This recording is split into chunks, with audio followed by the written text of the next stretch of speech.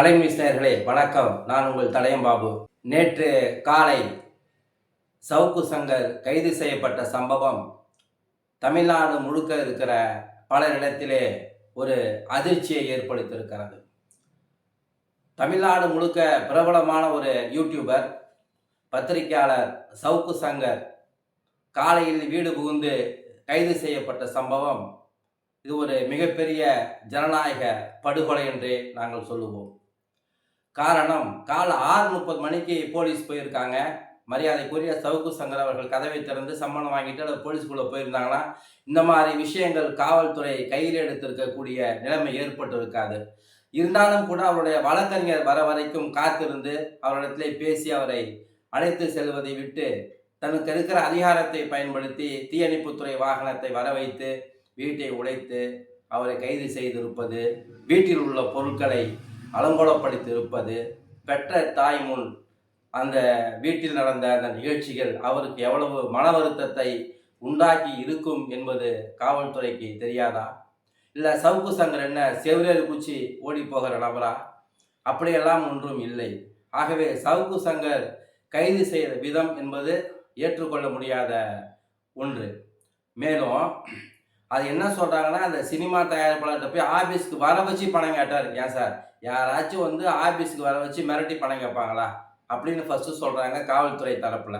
அதுக்கப்புறம் பார்த்தீங்கன்னா பார் உரிமையாளரை மிரட்டினார், அவங்க ஜிபே மூலமாக 94,000 ரூபா பணம் அனுப்புனாங்க அப்படின்னு புதுசாக ஒரு புகாரை இப்போ அவங்க சொல்லிகிட்டு இருக்கிறாங்க. அந்த புகாரின் பேரில் தான் சைதாப்பேட்டை நீதிமன்றத்தில் ஆஜர்படுத்தப்பட்டு இன்றைக்கு திரு சவுக்கு சங்கர் அவர்கள் சிறையிலே அடைக்கப்பட்டிருக்கிறார். இப்போ என்ன சொல்கிறாங்கன்னா, இந்த விஷயங்கள் எதுவுமே நம்முடைய மாண்புமிகு தமிழ்நாடு முதலமைச்சருக்கு தெரியாது, துணை முதலமைச்சர் மாண்புமிகு உதயநிதி ஸ்டாலினுக்கு தெரியாது அப்படின்னு சொல்கிறாங்க. உண்மைதான். ஏன்னா அப்படி தெரிந்தால் அவர்கள் இதை அனுமதித்திருப்பார்கள். ஏன்னா அவங்கள பற்றி பேசினாங்க, ஒரு முதலமைச்சரை பற்றி பேசிட்டாருப்பா, துணை முதலமைச்சரை பற்றி பேசிட்டாரு, அவதூறாக பேசிட்டாங்க அப்படின்னு திமுக காரங்க புகார் கொடுத்து அதில் கைது பண்ணால் ஒரு சரி நடவடிக்கைகள் ஓகே, தலைவரவாக பேசுறாரு, தனிப்பட்ட முறையில் பேசினாருன்ற மாதிரி நீங்கள் சொல்லலாம். ஆனால் முதலமைச்சரை பற்றியும் துணை முதலமைச்சரை பற்றியும் தனிப்பட்ட முறையில் எந்த ஒரு கருத்தையும் தெரிவிக்காத திரு சவுக்கு சங்கர் கைது செய்திருப்பது தான் ஒரு சந்தேகத்தை கிளப்புது. ஏன் அந்த சந்தேகம் அப்படின்னு பார்த்தீங்கன்னா, கைது செய்வதற்கு 2-3 நாட்களுக்கு முன்னால் நம்முடைய சென்னை மாநகர ஆணையரை பற்றி ஏதோ ஒரு செய்தி வெளியிட்டிருக்கிறாரு, அவர் சொத்து சம்பந்தமாக முதலீடு பண்ணியிருக்கிறாரு அப்படின்ட்டு ஒரு செய்தியை போட்டாங்க. அதுக்கு தான் என்ன கைது பண்ணுறாங்கன்ட்டு சவுக்கு சங்கரை வீடியோ மூலமாக அந்த கருத்தை அவர் பதிவு செஞ்சுருக்கிறாரு.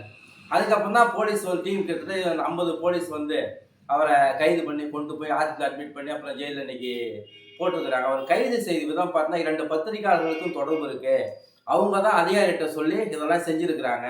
இந்த மாதிரி சம்பவங்கள் நம்முடைய முதலமைச்சருக்கு தெரியாது, முதலமைச்சர் கவனத்துக்கு இது போகலை, அவங்க கட்சி வேலைகளில் பிஸியாக இருக்கிறாங்க, தேர்தல் வேலையில் பிஸியாக இருக்கிறாங்க, இதெல்லாம் அவங்க பார்க்கல அப்படின்ற மாதிரி இது அவங்களுக்கு தெரியாமே இதெல்லாம் பண்ணியிருக்கிறாங்க அப்படின்ற மாதிரி சொல்கிறாங்க. திரு சவுக்கு சங்கர் அடிக்கடி சொல்லுவார், முதலமைச்சர் எதுவுமே தெரியல, என்ன நடக்குதுன்னா அவருக்கு தெரியாமல் ஒரு முதலமைச்சர் இருக்கிறாருன்னா நம்ம ஸ்டாலின் தான் இருக்கிறாரு அப்படின்ற மாதிரி திரு சவுக்கு சங்கரை நம்ம முதலமைச்சரை பற்றி சொல்லியிருக்கிறாங்க. முதலமைச்சருக்கு தெரியாமையே ஒரு தகவல் நடக்குது அப்படின்னா இந்த ஆட்சியினுடைய எந்த அளவிற்கு நிர்வாகத்திறன் இருக்கிறது என்பது சவுக்கு சங்கர் கைதுக்கு பின்னணியில் இருக்கக்கூடிய தகவல் நமக்கு இன்னைக்கு சொல்லுது. அதில் ஒருத்தர் பேசுறாரு, போலீஸ் வரக்குள்ள சவுக்கு சங்கர் கட்டில் கீழே படுத்து கிடந்தார், அப்பமா வச்சு உக்காந்தார் அப்படின்ட்டு. ஏங்க அவர் தான் வீடியோவில் வீட்டில் இருக்கிற மாதிரி வீடியோ போடுறாரு, லேப்டாப்பில் பார்த்து தகவல் சொல்கிறாரு. அங்கே இருக்கக்கூடிய தொழில் மாலதி அவங்க அதான் சொல்லிட்டு இருக்கிறாங்க, கட்டுக்கடியில் படுத்து கிடந்தார். ஏன் சார், உங்களுக்குள்ள பிரச்சனையில் முன்விரோதத்தில் ஒரு யூடியூபரை, தமிழ்நாட்டில் நடக்கக்கூடிய ஊழல் அம்பலப்படுத்தக்கூடிய ஒரு மனிதனை இவ்வளவு நீங்கள் கீழ்த்தரமாக நீங்கள் சொல்லலாமா? அவர் யாரா கீழ்த்தரமாக இது வரைக்கும் பேசியிருக்கிறாரா?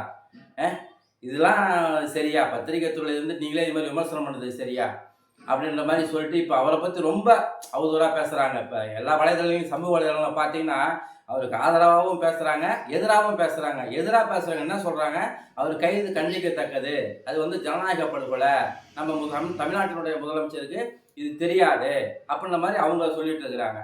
எனவே பார் உரிமையாளர் சங்கர் போய் மிரட்டினாரு, அவங்க 94,000 ரூபா ஜிபே மூலமாக அனுப்புனாரு. யாராச்சும் ஜிபே மூலமாக அனுப்புவாங்களா சார்? இப்போ எனக்கு ஒருத்தவங்க ஜிபே மூலமாக அனுப்புகிறாங்க, உடனே நான் குற்றவாளி ஆகிடுவேனா? அது விசாரணை ஒன்றும் கிடையாதா? அவர் தான் இல்லைன்னு சொல்கிறாரு. அதுக்கப்புறம் பார்த்தீங்கன்னா எப்படியாச்சும் சவுக்கு சங்கரை சிறையில் போட்டுடணும்.